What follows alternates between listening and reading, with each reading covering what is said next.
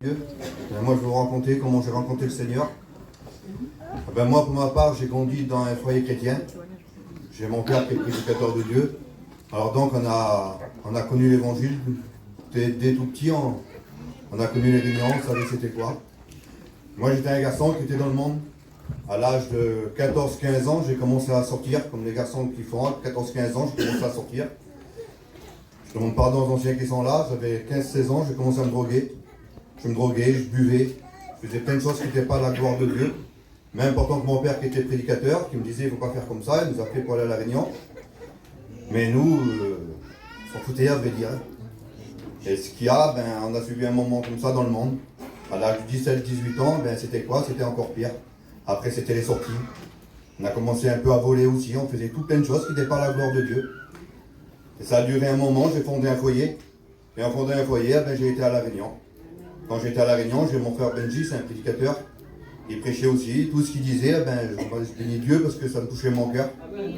Quand ça me touchait mon cœur, moi j'ai donné mon cœur à Dieu. Il a fait un appel pour celui qui veut donner son cœur à Dieu. J'ai donné mon cœur à Dieu, j'ai suivi l'évangile pendant un moment. Ensuite, je me suis baptisé. Je me suis baptisé, j'ai suivi un moment, mais ce qu'il y a eu, c'est que je demande pardon à mon Dieu, c'est que je n'ai pas tenu.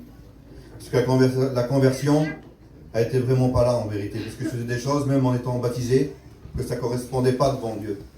Alors qu'est-ce que j'ai fait? Comme j'ai laissé tomber la main de Dieu, là j'ai retombé dans l'alcool. Et quand j'ai retombé dans l'alcool, là c'était vraiment fort parce que il y a 7 jours, sur 7 jours j'étais 6 fois bleu. Et quand j'étais pas sous, j'étais pas loin quoi. Je demande pardon à mon Dieu pour ça. Le matin, moi je me levais, quand j'allais faire ma tournée pour aller travailler, avant de mettre du gasoil, je me prenais des bières. C'était comme ça, je bois. Et ça a duré pendant un moment et en vérité, j'avais plus de foyer. Mon foyer ça n'allait plus. Mon travail, il n'y avait plus rien qui allait, c'était vraiment éloigné de Dieu. Et moi, je bénis Dieu pour les prédicateurs qui sont là, avec David, mon frère. Ils ont pris une petite caravane et ils l'ont mis chez nous dans le terrain, mon frère. Et quand les réunions sont là, dans la petite campagne là, qu'est-ce qu'on a fait? On est venu à la réunion. J'ai venu à la réunion. Et en venant à la réunion, parce que moi j'étais un garçon, je venais, je laissais tomber le Seigneur, je royalais, je faisais n'importe quoi.